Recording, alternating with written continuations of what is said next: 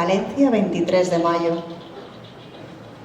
Dices que soy tan auténtica y falaz como cuando me conociste, que no es posible engañar después de tanto tiempo, aunque sigas desconfiando de mí a pesar de todo, porque ya sabías de mis miedos y obsesiones, de mis medias verdades, de mis falsos embustes, de mis medias rotas, de mi estar a medias, que estoy casada con el viento, aunque solo hago el amor contigo y no hay labios en el mundo fuera de tu boca.